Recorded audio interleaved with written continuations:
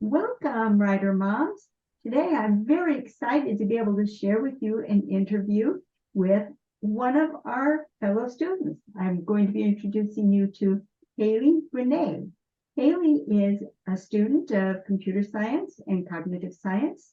She has attended Minerva University, which involves taking classes all over the world, and she'll share with us some of the places that she's been and a few of her interesting experiences there. She has a strong technical background. She's worked for a number of technical startups, and she's also worked for Google.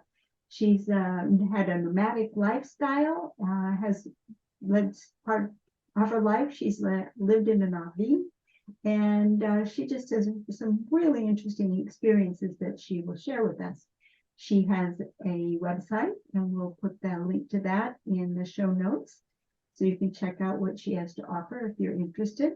She leads heart-led dreamers to find their path in life through the information that she has acquired so far.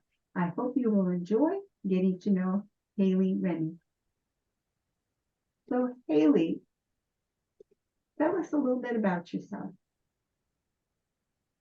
Well, I grew up in Texas. I occasionally say y'all, and I spent most of my early career days working in tech, as you mentioned. But that kind of got boring after a while.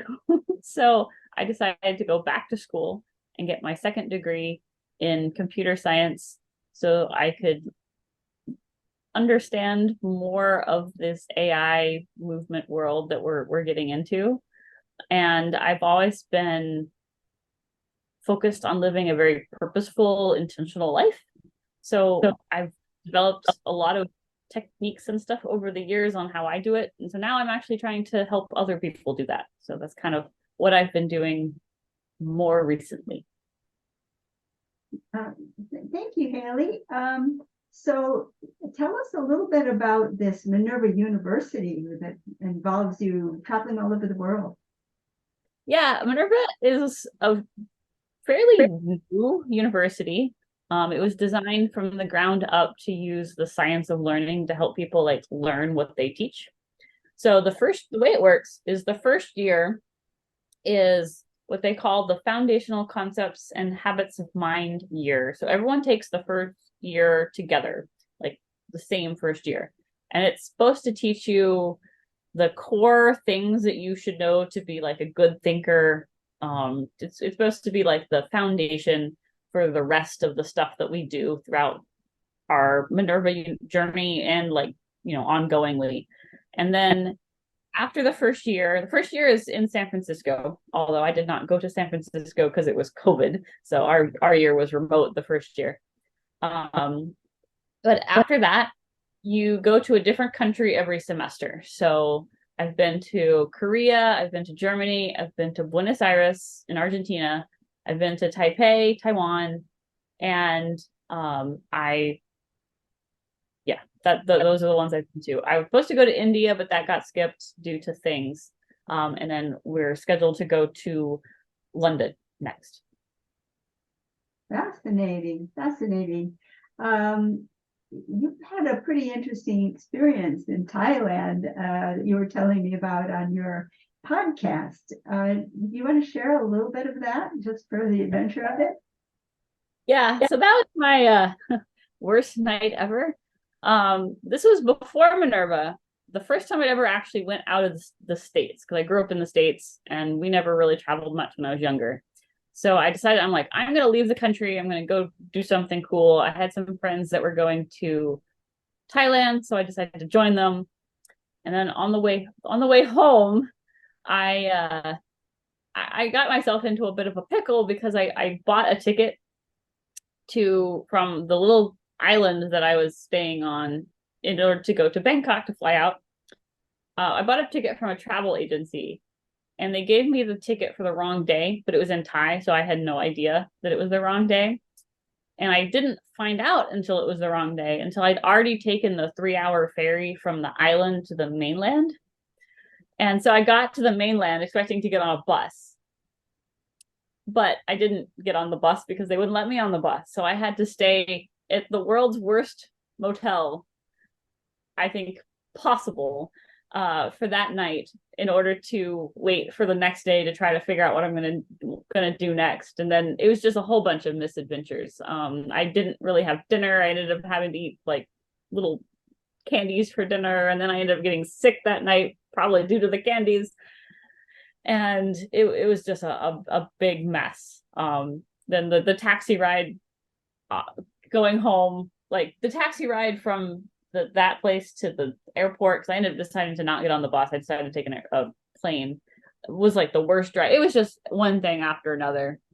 So, but one thing about that whole experience is I was sick in the motel, but it would have been worse if I'd gotten on that bus and had been sick on the bus. So in the end, it was a terrible experience, but it actually saved me from a more terrible experience, if that makes sense. It sure does. Well, so now you're in this class. You're one of us. You're taking this writing class. What attracted you to the class? Yeah. So I know you write for writer moms, but I'm not actually a mom, no kids. However, I do have entrepreneurial children, so like little projects that I'm working on, and that take up a lot of my time. And so I'm busy and I'm kind of scattered. So one of the things that attracted me to your course was that you teach people who are busy and kind of scattered to write in short amounts of time.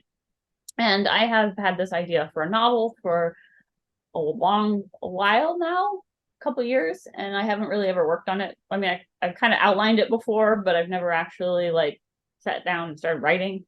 And so when I learned about your course, I was like, hey, maybe this will help me actually write this novel. So I've been working on the novel. So that's kind of it's working. Thank you. And it's interesting because Hailey, you are a user of a note box, aren't you? Yes. Before your course, I've been using a note box for all kinds of stuff. Before using it for my novel. Do you want to share with us a little bit about what you use your note box for and how you use it?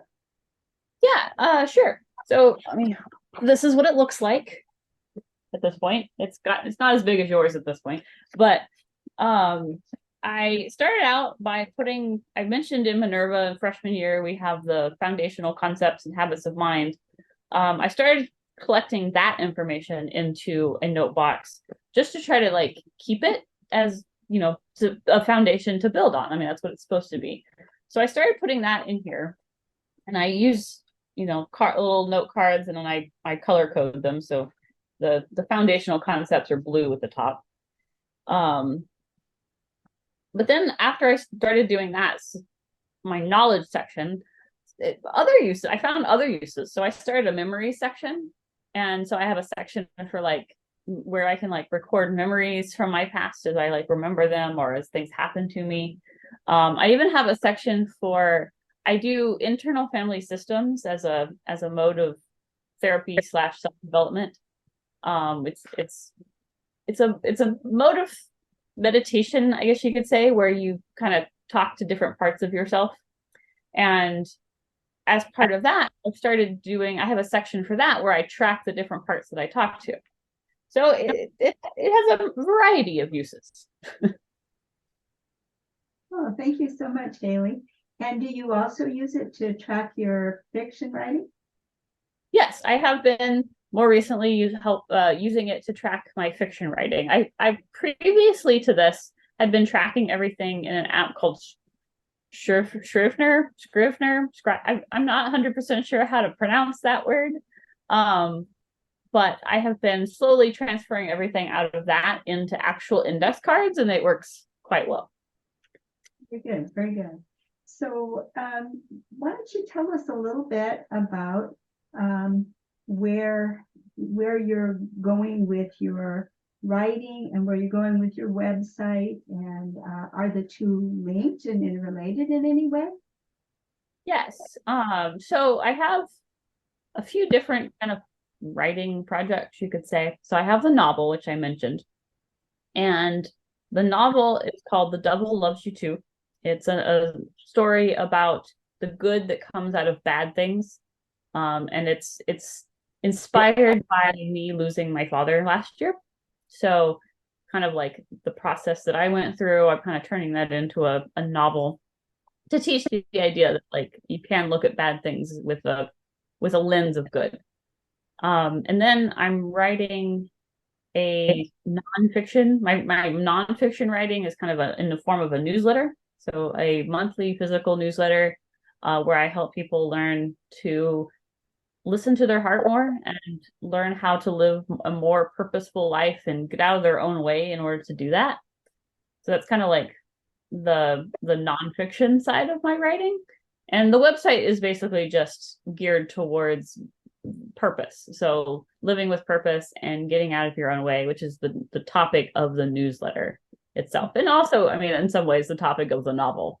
All of the things kind of tie together in an overarching theme if you really look at it. Good. And we're just now in the course getting underway with the various character traits. Have you found any of that material useful for you in your writing? Yes, I've only done the first character trait one, so I'm a little behind in the course. But it was interesting thinking about was it orderliness, I believe was the first character trait that I was trying to think about like my characters in relation to orderliness and was doing some exercise like writing exercises with that. I found it very helpful, and I'm really excited to see because I feel like the power is going to be once we get a few more under my belt and like can really like look at the differences between the traits and stuff. So I'm excited to see where that's going. Great, great. What else would you like to share with the writer moms? Is there any advice you'd like to give our writer moms, or what would you like to have them know? Yeah, I mean, my big thing is listening to your heart, right?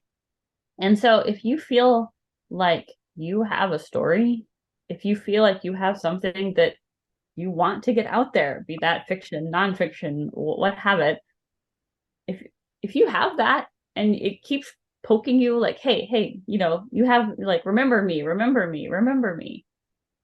Finding finding a way to get it out is important. And I know that there's so many things that are important. You know, your kids are important and all of your life responsibilities are important. But in the end, the things that are trying to get out of you, the writing that is trying to get out of you, if you ignore it for, your entire life, you might end up regretting it. And so that's kind of how I look at things. And I'm, keep at it. Just keep at it. Even if you can't write every day, just keep trying.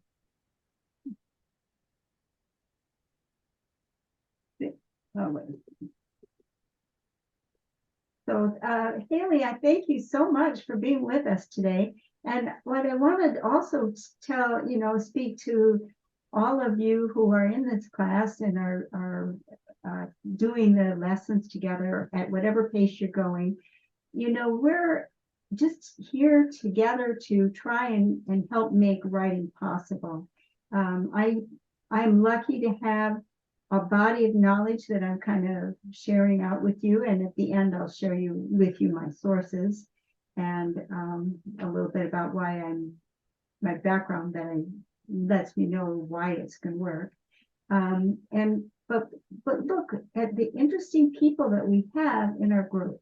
So I would like to invite you, if you're already signed up to my email list, then you have my email address. You can just reply to one of my weekly newsletters and tell me a little bit about yourself. And let's talk and let's see what you're up to and what you might want to share with our group.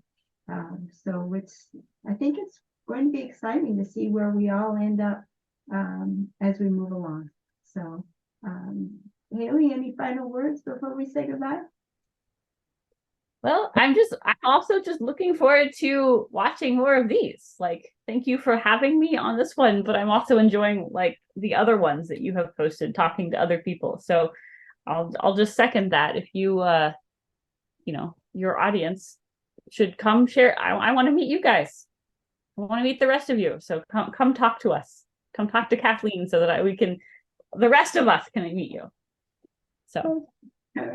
So thank you so much. And well, we'll continue with our weekly lessons, and I hope to continue on a regular basis, introducing you to some of the people who are here with, in the projects that we're all working on. So thank you so much for being with us today. Bye-bye. Bye.